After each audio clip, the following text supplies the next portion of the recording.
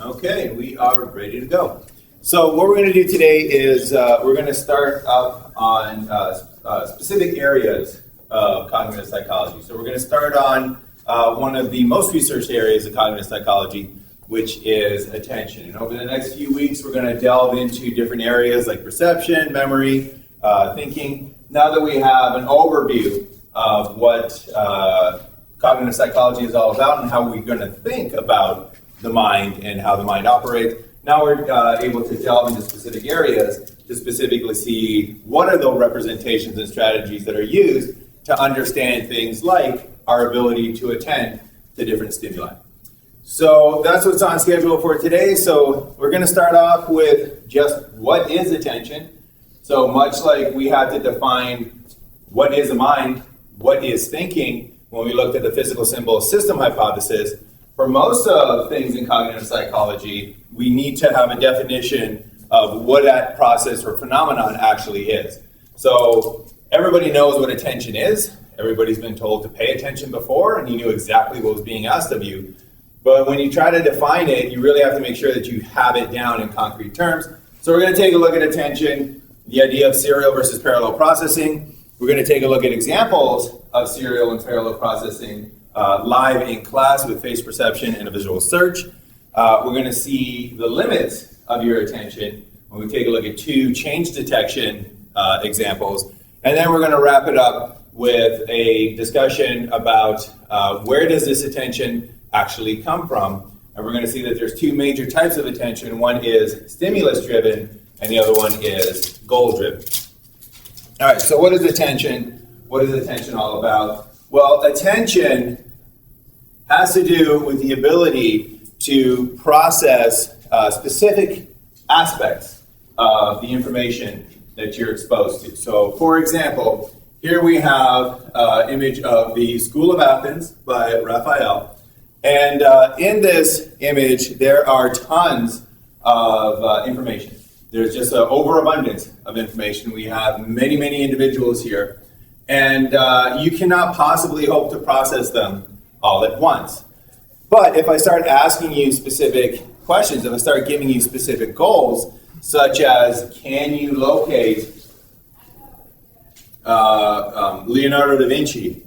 Can you locate him in this School of Athens?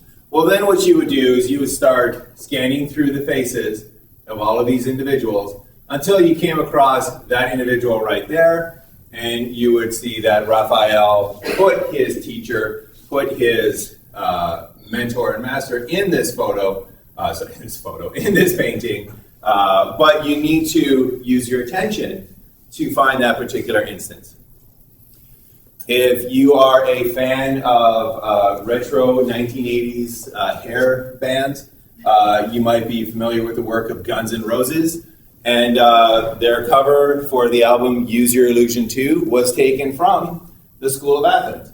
And if I asked you to find that particular child that is taking notes, once again, you can't process the entire scene all at once. You would have to divert your attention to certain parts of the scene until you came upon that image right there. And you see that that is where that cover came from.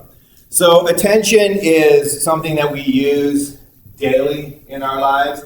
Attention is something that people will spend a lot of time devoting their cognitive powers to. So if you're a fan of science fiction, comic book type movies, you have no doubt seen endless articles and videos about Easter eggs in your favorite movies. And one in Spider-Man Far From Home that was pointed out was the fact that in Peter Parker's passport, which is shown for all of, I believe, 4 seconds in the movie, his birth date, his birth year is not given. So somebody had to pay attention and find and basically zoom their attention in and realize that usually you have a date right there. But they didn't want to date this movie. They wanted to keep it in somewhat of a flexible timeline. So they took his year off of his passport. So really nice little detail, but once again, most of you who have seen this movie probably didn't notice it, but somebody who was paying attention to that particular feature was able to process that information. So that's kind of like a general idea of where we're going with attention today. So let's start to define some of the particulars. So what exactly is attention? So attention, as we've seen in these examples, is the ability to focus on specific stimuli or locations. So we have way more information, way more stimuli coming in. We have way more information coming into the system than we can hope to process. And your attention is the ability to focus on parts of that information, pieces of that information, either specific types of information or specific locations for information. And attention is also the process by which that information is selected for processing. So it's not just the ability to attend to specific pieces of information, but it's also the ability to choose to attend to that particular piece of information. So how do you even decide to pay attention to the birth year of Peter Parker on his passport? How do you even decide to take a look at Leonardo da Vinci? And then in other cases, how is your attention just grabbed, right? So when people say, oh, do this, and it'll really grab people's attention, how is attention grabbed? That's also part of what we need to understand in terms of attention. And typically, though, attention kicks in, and this process becomes active when there's just too much information to process. Typically, when there is just too much going on in our world, we need to then select information that we're going to process, and that's when we have to go into attention. All right, so this brings us to the idea of two types of processing that we're going to see is important for when attention is activated, and they are parallel and serial processing. So parallel processing is when you can process multiple units of information at any particular time. So parallel processing refers to the fact that you have multiple streams of information streaming to you in parallel, and they can all be processed at the same time. That is contrasted with serial processing. And serial processing is where you can only process one unit of information at a time. So let's take a look at what this would look like in our mind. So we'll take a representation, once again, of our mind. So let's say that this is a look inside your mind, and that is a parallel processor. And this parallel processor can take information in on this side, and then it does something to the information in the processor here, and then puts out information onto the other side. And the information units coming in from the external world, we're going to show those as these balls over here. So these circles, these are each individual units of information that are about to hit that parallel processor. So what happens with a parallel processor? Well, this information is streaming in, it's getting close, it finally interacts with the processor takes the information in, and because it's a parallel processor, it can process all of these streams at once. So all of these parallel streams can be processed at once. So this first layer of units all gets processed at the same time, and their contrast gets increased and they get output. This second layer of units all processed at the same time, third layer, fourth layer, and you can see that very quickly the processing of all 16 of those units has been completed. So that's a parallel processor. Let's change our focus to a serial processor. So in your mind, you might have a serial processor, and once again, it's a better joke than that reaction. Once again, you have your input into the serial processor, you have your outputs out of the serial processor, and you have the same information units, right? So the same amount of information is coming to this serial processor, and it's getting there, and it's getting there, and it's getting there. But a serial processor can only process one stream of information at a time. It's got to take information in serial. It's got to take it in one at a time. So in this case, it can't do all four streams, so it has to choose a stream.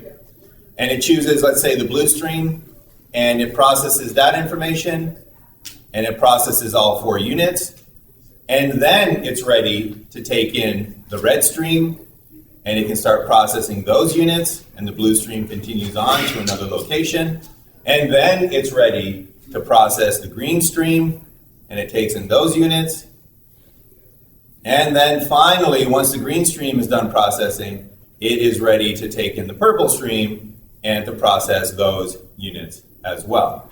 So those are the 2 types of processors that we have in our mind, or 2 of the types of processes that we have in our mind that are important in attention. Any questions so far on parallel and serial? All right, so as we've seen, parallel processing requires very few steps to process all of the information that's coming in. So parallel processing is very fast. And we saw that to process these 16 units of information, it only took 1, 2, 3, 4 steps, and it was done. So parallel processing is typical of very fast processing, very fast response times, very fast behavior.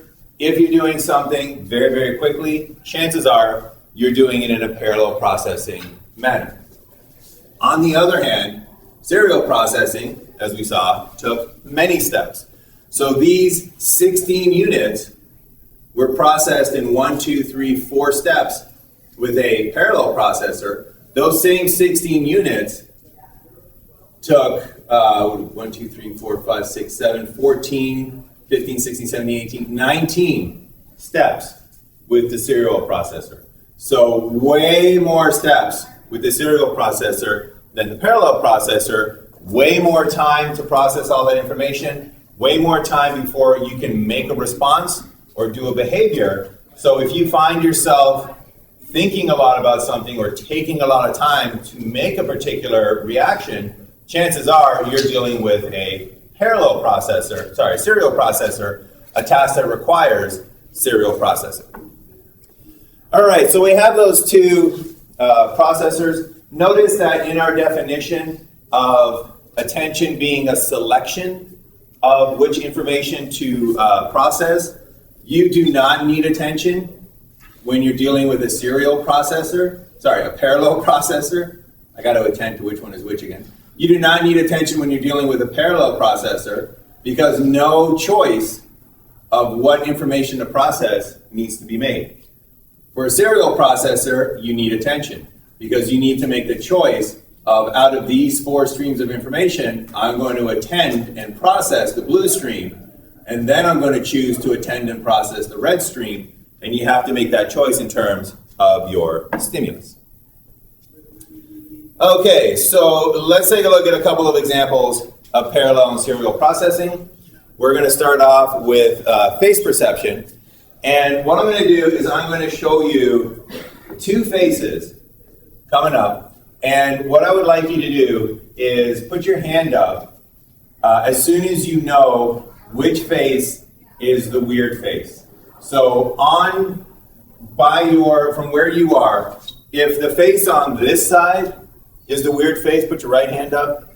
If the face on this side is the weird face, put your left hand up. It's going to be very apparent which one is weird, but that's the task. So everybody ready? All right.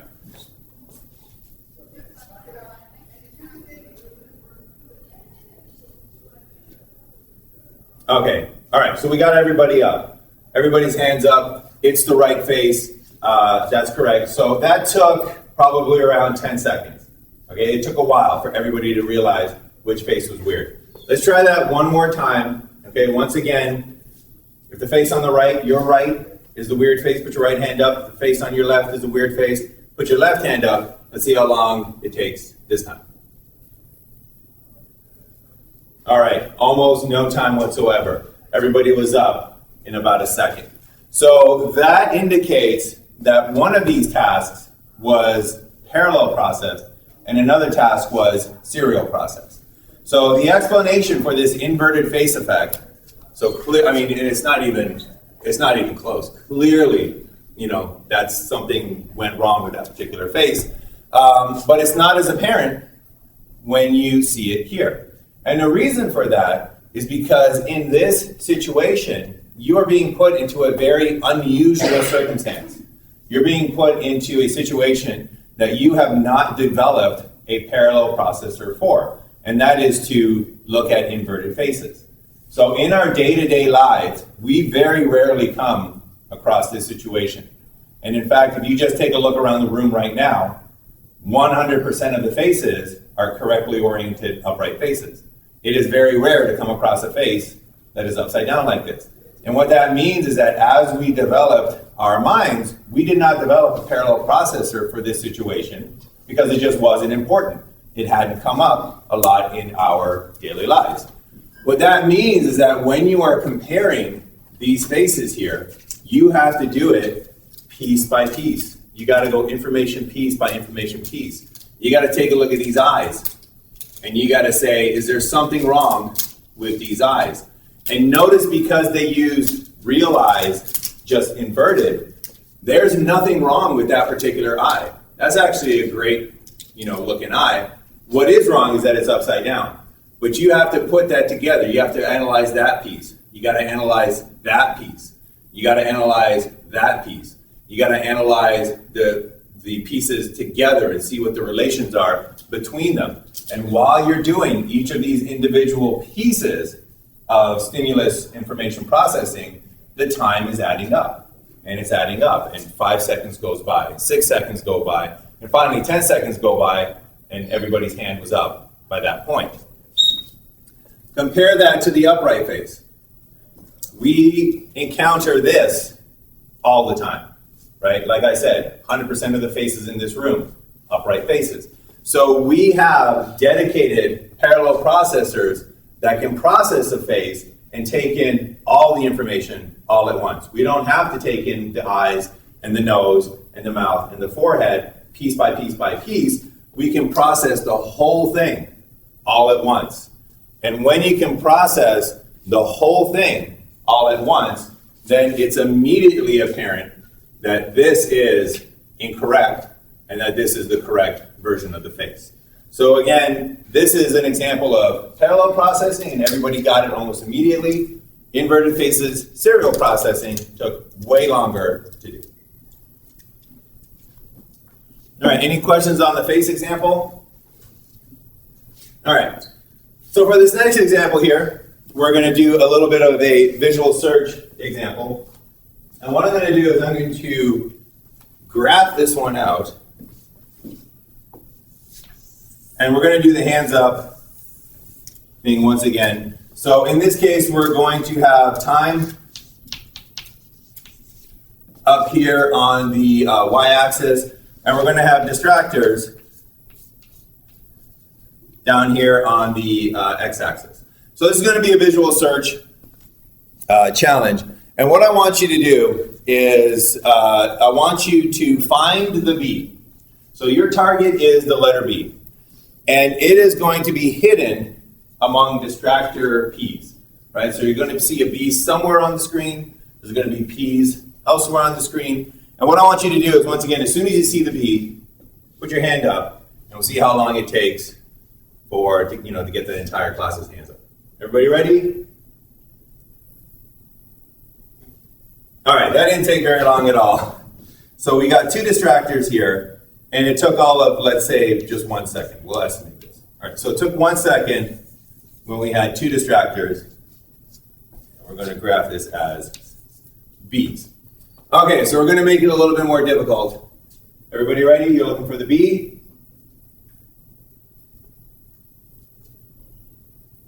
All right, we finally got everybody. The B is right there. So this is 1, 2, 3, 4, 5. This is 50 distractors. And when we got up to 50 distractors, it now took about 4 to 5 seconds. So we go up to right about there for 50 distractors.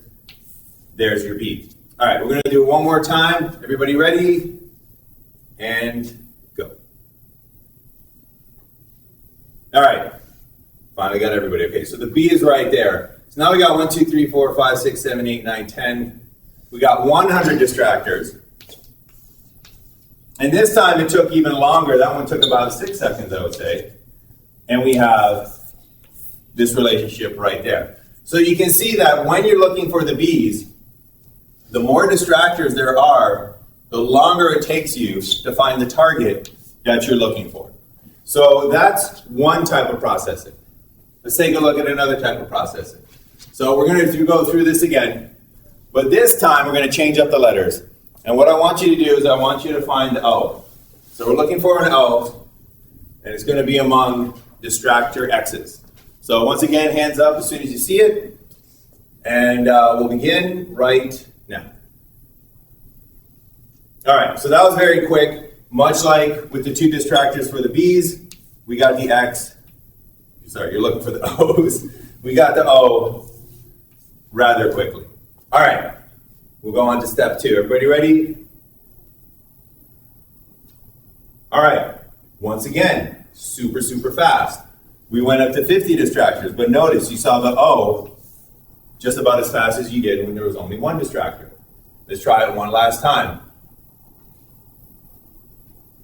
Saw people already putting their hands up before the slide came up. It's about that fast. You're about that fast. You got the O right there, but everybody's hand went up almost immediately. So that is a very, very different pattern. Now, one of these is serial.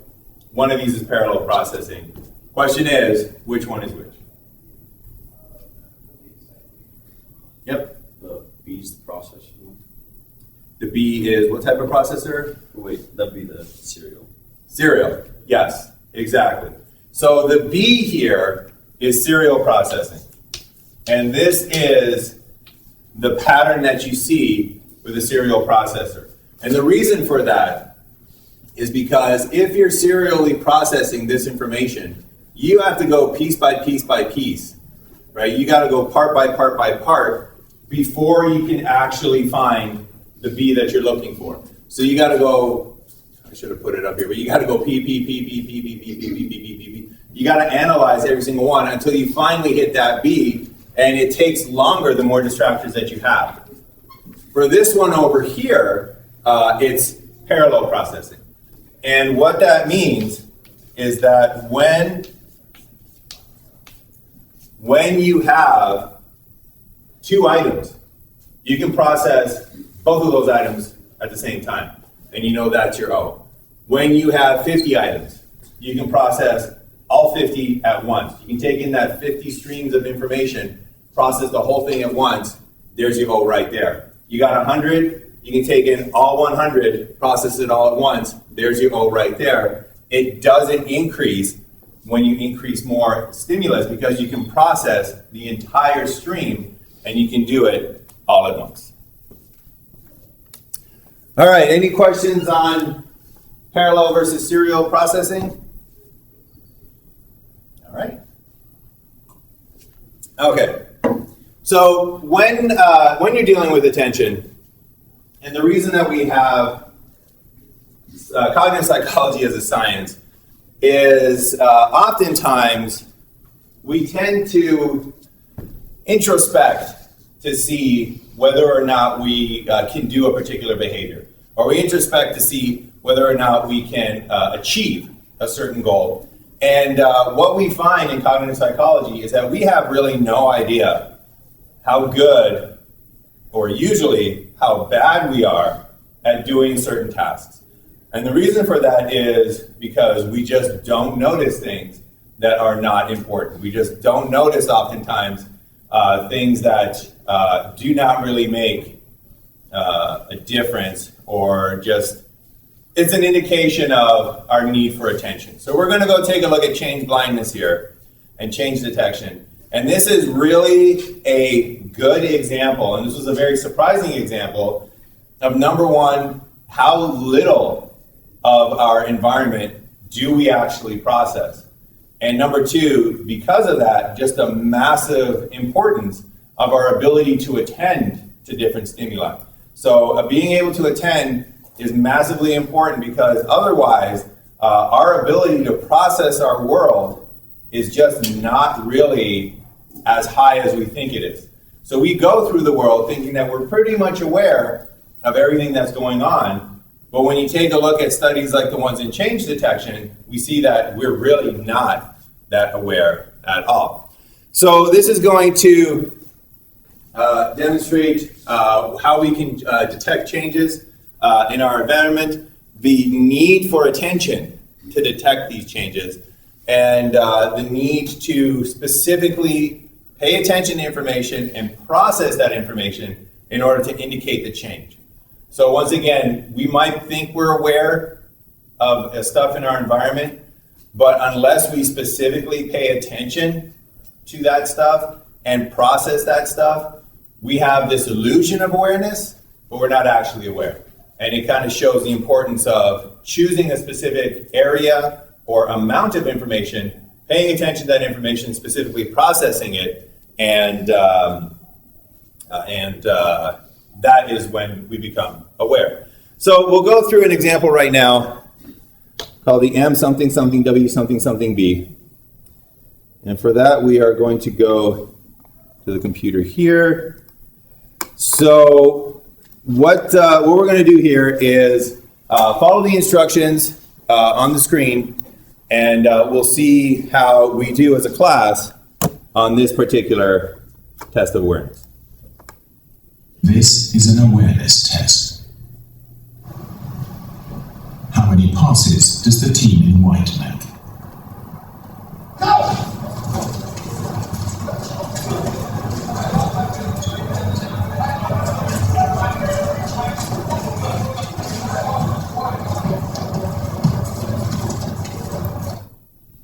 All right.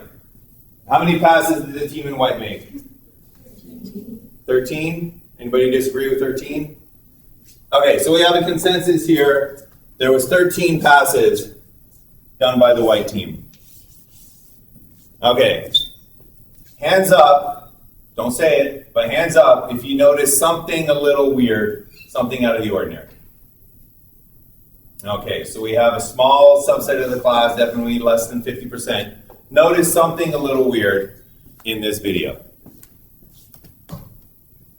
The answer is 13.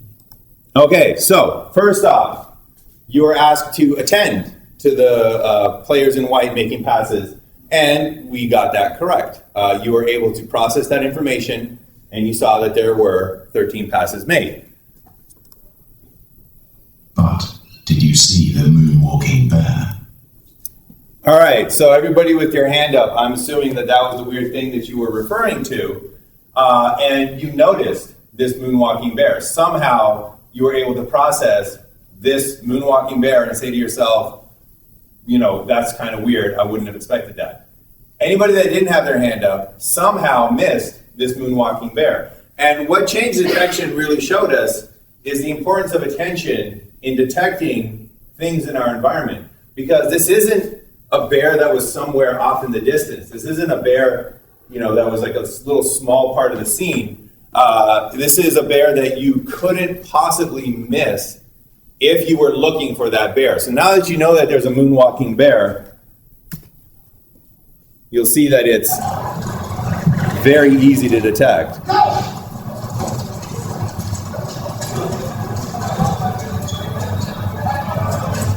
All right, kind of hard to miss a guy in a full-on bear suit going in there. And I mean, I guess you can call that moonwalking, you know, but it falls within the category. All right. Okay, so that's a very nice example. That was one of the first kind of demos of change blindness that came around. And it really is amazing that for those of you that missed the moonwalking bear, that you missed it, right? That you weren't able to process that rather massive piece of information. So a lot of work has been done on what sort of characteristics and things are required to see the moonwalking bear. Why do you miss the moonwalking bear? So any ideas about why we missed that moonwalking bear? Yep. I mean, the bear looks darker, so we're only paying attention to the lighter clothes. And then if you're paying too close of attention to passes, you might miss it. Okay, so there's actually two answers there that both contribute to this. Number one is that you're paying attention to the passes. So there is a lot of information that is coming at you in this video. Information like what everybody is wearing, information for how many people there are. Does anybody know how many people there were? You got to think about it for a while. You have to go back and say, okay, there it is, there's the 8. So you have to pay attention to how many people there are in order to process that information. So we kind of think that this information is just processed already because we seem to be aware of it. We're aware of the people, but unless you focus on a particular aspect of the scene, you'll often miss large portions of the scene, such as a large moonwalking bear. The other reason for this is that you were, at the same time that you were paying attention to something and directing your attention towards a particular stimulus, you're also directing your attention away from another particular stimulus. So what were you not paying attention to? The team in black. You were not paying attention to any of the team in black. So the fact that you were not paying attention to the team in black meant that anything that looked like that particular team or very similar to that particular team would not have grabbed your attention. So in this case, we have two sources of attention, one being exaggerated or utilized, the other one working against you. We have attention that is goal-driven, where you were told, pay attention to the white players, pay attention to how many passes the players in white make. And then you have attention that was going to grab your attention, such as a moonwalking bear, which is a weird thing to see, but that was minimized. That ability for that moonwalking bear to grab your attention was minimized because you were asked to pay attention to a different set of stimuli.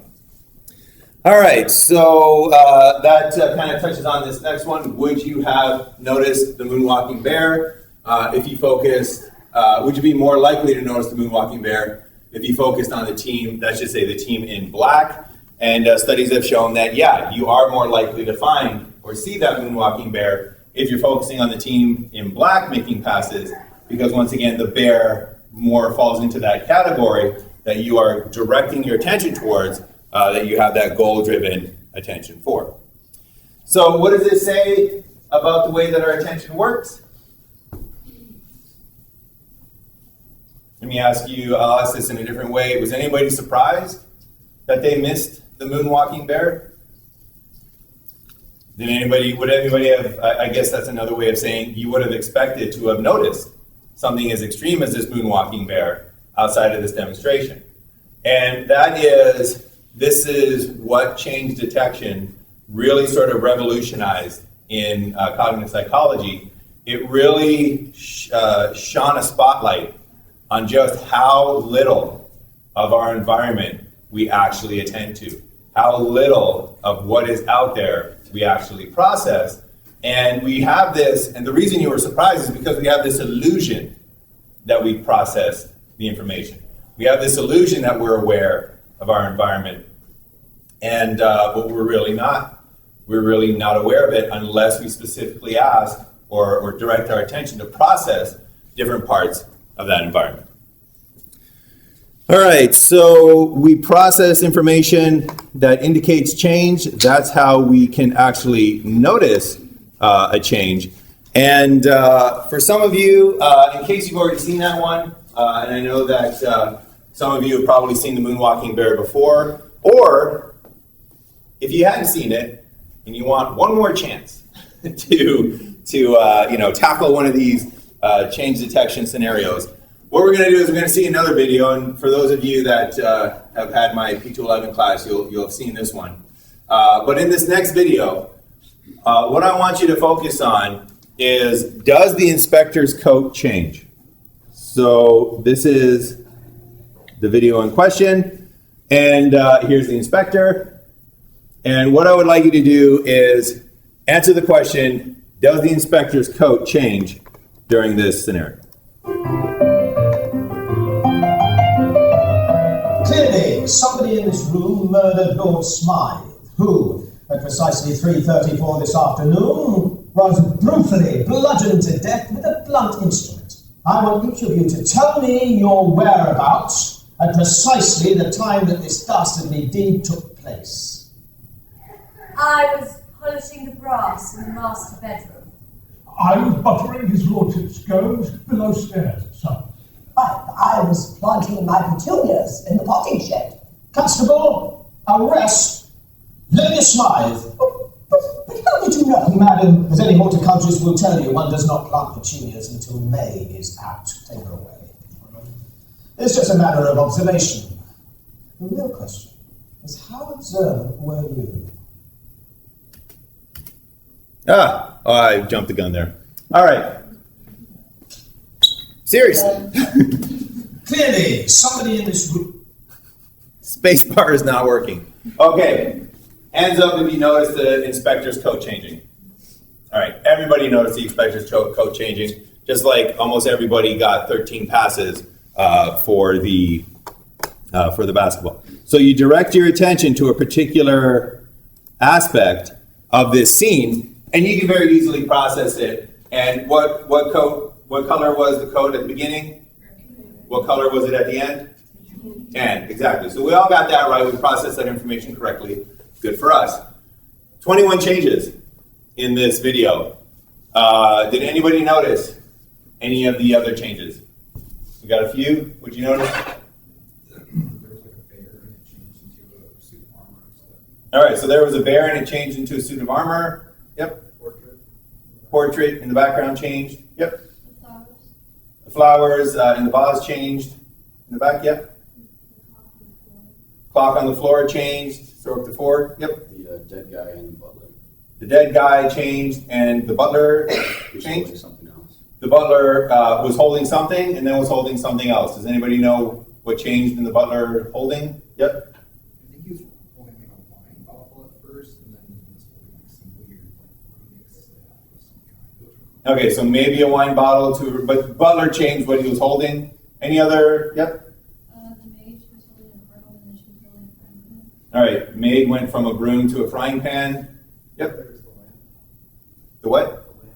The lamp. The lamp. What changed about the lamp? Something changed about the lamp. Okay, so we're up to 8. Anyone else? Okay, so we're up to noticing 8 things that changed. We have over 20 people in this room. 21 changes, and yet there was 8 that were noticed. And I'll tell you right now, a few of these were, I think it changed, right? So I think it was something about it changed. And when I prodded about, do you have the information for what actually changed? The answer was no. Like, I do not know what it changed from what to what. And other ones were incorrect. So you got the fact that it changed, but the change was incorrect. And interestingly, when I do this demonstration, the one that is always noticed is the bear changing into a suit of armor. And we're going to discuss why that is in just a little bit. But before we do that, let's see what the 21 changes are. And the reason that I was asking whether or not you could say what it changed from and what it changed to is because basically you could have pointed to almost anything in this video. They all change.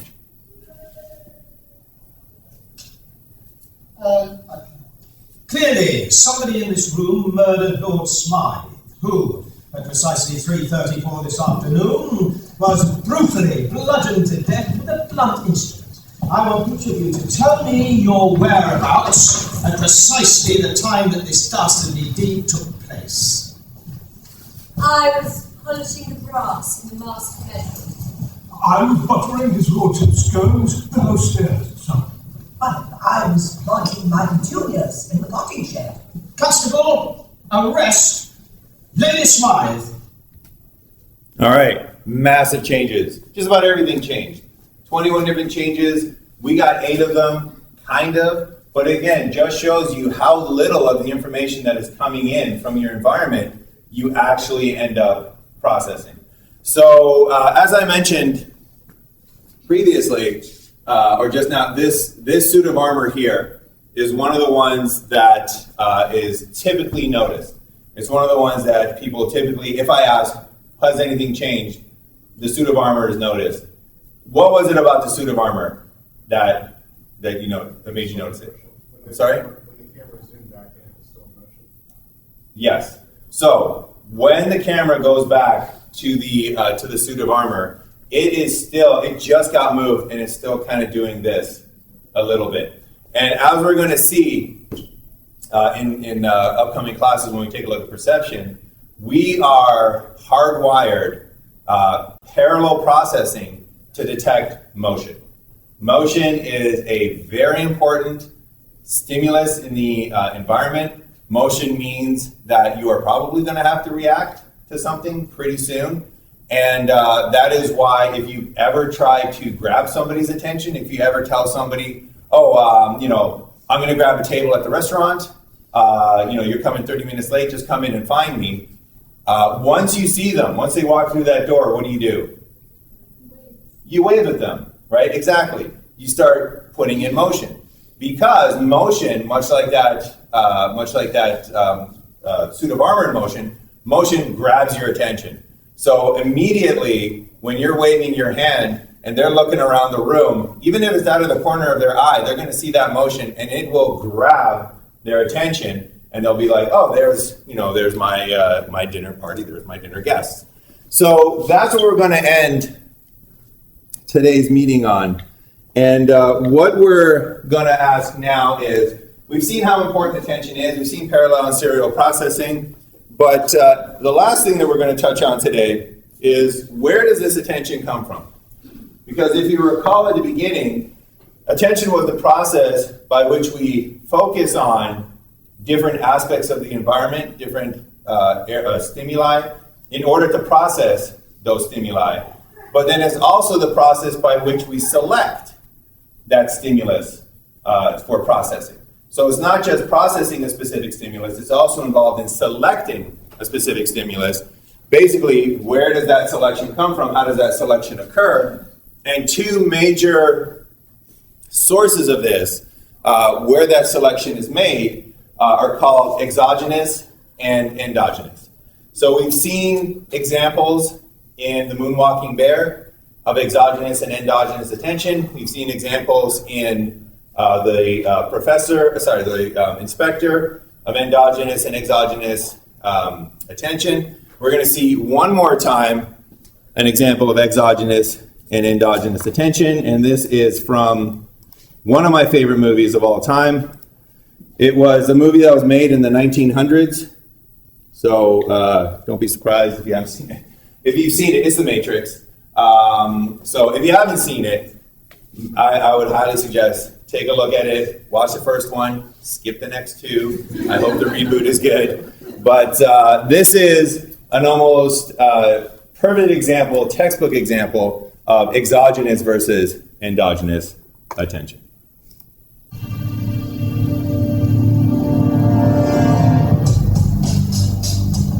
The Matrix is a system, Neil. That system is our enemy. When you're in... Oh, and incidentally, this is the movie why everybody was freaking out when Lawrence Fishburne was cast in the John Wick series, because, and all those fan theories about John Wick is happening in the Matrix. This is the reason why. You look around, what do you see? Businessmen, teachers, lawyers, carpenters. The very minds of the people we are trying to save. But until we do, these people are still a part of that system, and that makes them our enemy. Have to understand, most of these people are not ready to be unplugged. And many of them are so inert, so hopelessly dependent on the system, that they will fight to protect it. Were you listening to me, Neo? Or were you looking at the board in the red dress? I was, yeah. All right. Everything wrong with the Matrix in 12 minutes. That should be a 2-second video that just says nothing. All right. I love the Matrix. Anyways, so that's a great example of where attention comes from. That's a great example of the sources of attention. So there's two major sources that drive the selection, why you make a particular selection. And the first one we're going to talk about was exemplified by the woman in the red dress. And this is stimulus-driven attention. Sometimes you choose a stream of information to process. You choose a stimulus to process just because of the nature of that stimulus, just because of the features of that stimulus itself. So that is called stimulus-driven attention. The attention comes from the stimulus. The attention comes from the fact that there's something about this woman in the red dress that grabs your attention. So that is known as exogenous control. And exogenous comes from the roots exo, meaning outside, and genus, meaning generated. So this is attention that is generated from the outside. It doesn't come from internal sources, it comes from external sources. It comes from things in the environment, it comes from features of the stimulus. It's exo, outside of you, genesis, or genus, generated, and it is when the stimulus itself grabs your attention, attention driven by the stimulus. So in this example from the matrix, the woman in the red dress is the exogenous stimulus because Neo paid attention to her without any sort of command, paid attention to her without any instruction, just was looking around at the world, and the woman in the red dress grabbed his attention. In the example with the inspector, what would one clear example of exogenous attention be? Something that grabbed your attention, but it was because of the stimulus itself and not because of a goal that you were trying to accomplish. That'd be the suit of armor. It would have been the suit of armor. So the suit of armor is an example of exogenous control. So there was something about the suit of armor itself. The fact that it was in motion is a stimulus-driven form of attention. So I didn't ask you to pay attention to the suit of armor. I didn't indicate that the suit of armor was at all important.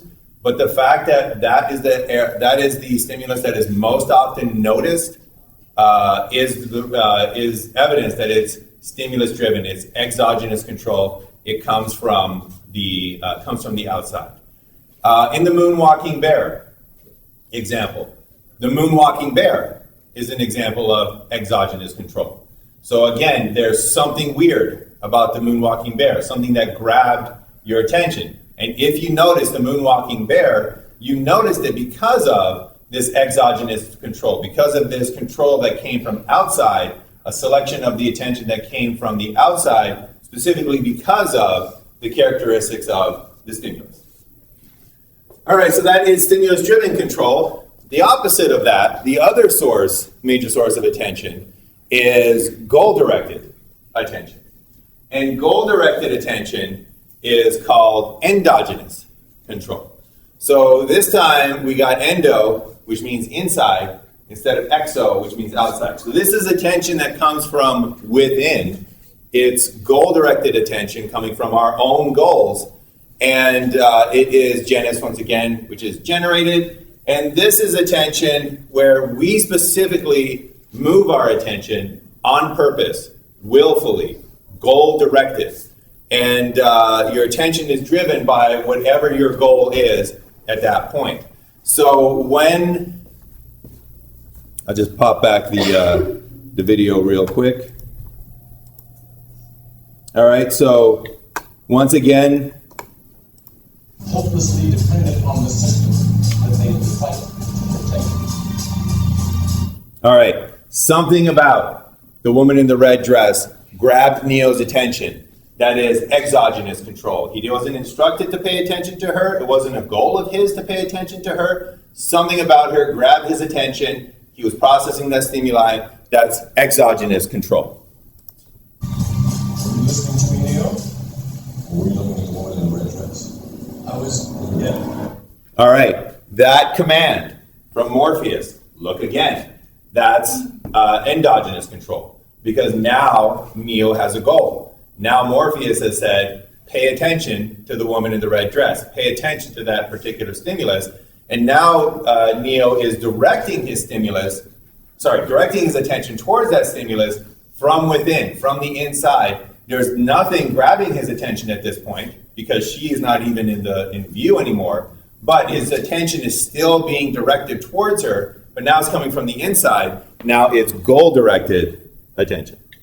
So in this situation, Morpheus is command to look again. That's goal-directed attention. Neo tries to process the woman in the red dress one more time, and that is from an internal goal, coming from the inside. In the moonwalking bear example, what was exogenous control of your attention in that situation?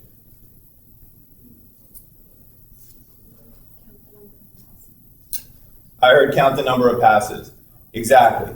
So count the number of passes was the exogenous control of endogenous control, the goal-directed attention, the endogenous control of your attention. So when you were instructed, pay attention to how many passes the team in white makes, you directed your attention to the team in white. That was goal-directed. You had a goal. You wanted to count the number of passes. You wanted to get the right number. You directed your attention there, not because it grabbed your attention, but because you directed your attention purposefully there. In the Whodunnit mystery video, what was the exogenous control in that one? Sorry, what was the endogenous control? What was the goal-directed attention in the Whodunnit video? The change in the code. Exactly. So I very specifically and deliberately told everybody in here, pay attention to the code and see if the code changes. There's nothing about that code that would have grabbed your attention otherwise. It wasn't sparkly, it wasn't a weird color, but because I said pay attention to that code, you generated attention, you processed that code, it came from the inside, it came from an endo source, that was endogenous control, and you were paying attention to the code, and you were able to process that information. So those are the two major sources of how we choose what to process. On the one side, we got exogenous control that comes from the outside, that comes from the stimulus. And then on the other side, we have endogenous control, that's goal-directed attention. That's when we willfully and purposefully say, I choose this to attend to because I need to accomplish this particular goal. All right, so that is what I wanted to cover for attention today. Any final questions on what we've seen at this point? We're all good? All right. So that is it for this week. So make sure that you're staying on top of your mastery training. Remember, it is enforced distributed training. So you will be locked out after you complete a session. So just make sure that you're revisiting that daily. Stay on top of all your other due dates. And I'm glad to see a lot of people have started on the social media development program. And hopefully we'll continue to see that involvement. But other than that, we are done for today.